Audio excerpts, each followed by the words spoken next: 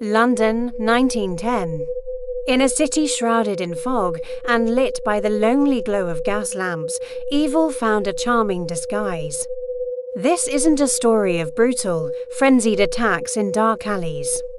It's a tale of calculated cruelty, hidden behind a polite smile and the quiet, unassuming setting of a porcelain bathtub.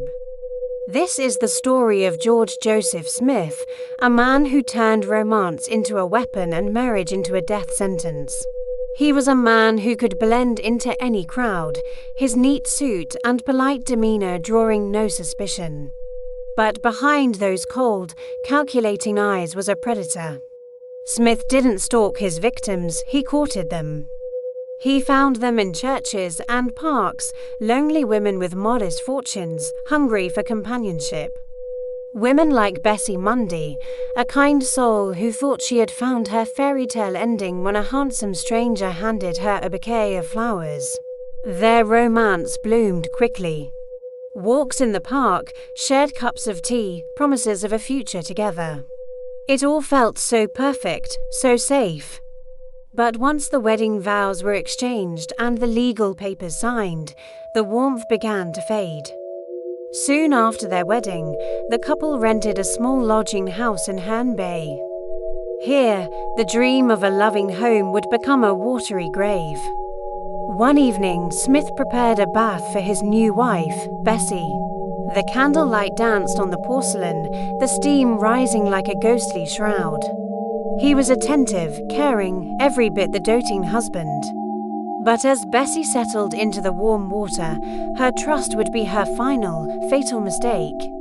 Moments later, she was gone. Smith burst from the room, feigning panic, shouting for help, claiming his wife had fainted and drowned. The doctor, seeing no signs of a struggle, ruled it a tragic accident. Smith, now a grieving widower, collected her inheritance and vanished back into the fog. It was a perfect crime, and a template he would soon repeat. A new town meant a new name, a new identity, and a new target. In Highgate, he became Henry Williams and charmed Margaret Lofty, an elegant widow. Their whirlwind romance followed the same script: a quick courtship, a swift marriage, and a visit to the bank. Just one day after their wedding, in a rented flat, Margaret met the same fate as Bessie. She was found lifeless in the bathtub, another victim of a supposed fainting spell. Smith, ever the heartbroken husband, collected his winnings and disappeared once more. The police, none the wiser, filed it away as yet another unfortunate accident. His audacity grew with each success. His next victim was Alice Burnham, a bright, hopeful young woman. He married her under the name John Lloyd.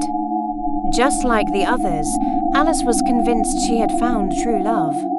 And just like the others, their honeymoon ended in a rented room with a bathtub. As Alice lowered herself into the water, she had no idea she was following a path that had already claimed to other women. The familiar splash, the eerie silence, and the rehearsed cry for help followed. Smith was now 3 for 3. He had perfected the art of killing without leaving a mark, turning their symbol of domestic comfort into his signature weapon. But patterns, no matter how clever, eventually reveal themselves. In early 1915, a small article in the News of the World caught the eye of a man named Charles Burnham. It detailed the tragic drowning of Margaret Lofty in her bath, and the details were chillingly familiar. They mirrored the story he'd been told about his own daughter, Alice. He sent the clipping to the police, and the first thread of Smith's web began to unravel. At Scotland Yard, Detective Inspector Arthur Neal pieced together the puzzle. 3 women, all recently married, all found dead in their bathtubs shortly after their weddings. And each one had left her entire fortune to her new husband. The connection was undeniable. The press dubbed the mysterious killer the brides in the bath murderer. Neil and his team began the painstaking work of connecting the dots, tracing the aliases, and hunting for the man who was always the grieving widower, but never the suspect. The manhunt for George Joseph Smith had begun. The net closed in. Smith, arrogant and overconfident, was finally arrested while reading about his own crimes in the newspaper. He remained eerily calm, a faint, condescending smile playing on his lips as the handcuffs closed around his wrists. He believed he was untouchable. He had left no bruises, no witnesses, no obvious proof of foul play. How could they possibly convict him? The trial was a media sensation. The courtroom was packed, the public hungry for a glimpse of the man accused of such cold, intimate crimes, but the prosecution had a secret weapon. An expert pathologist named Bernard Spilsbury. He argued that these were not accidents. A simple fainting spell wouldn't cause a healthy woman to drown without a struggle.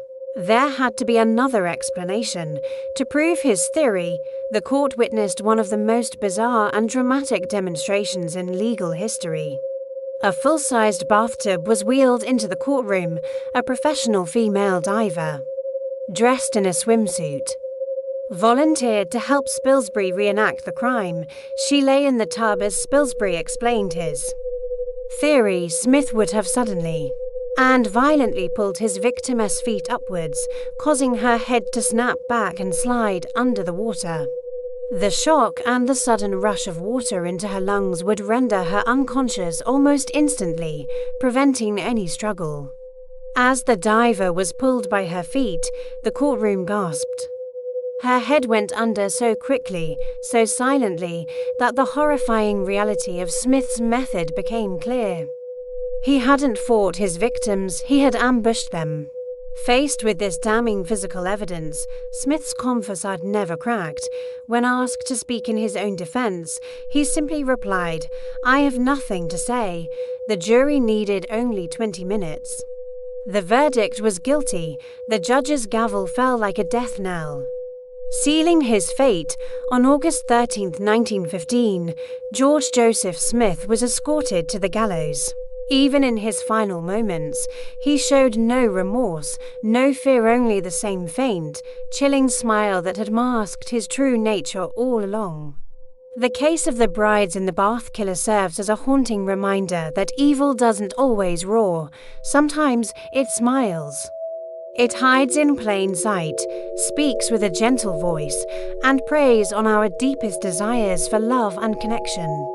George Joseph Smith was a monster who perfected the art of the invisible murder, a predator who turned trust into his most lethal tool. Thank you so much for watching. If you found this story as chilling and fascinating as I did, please consider liking this video and subscribing to the channel for more dives into the dark side of history. Stay curious and stay safe.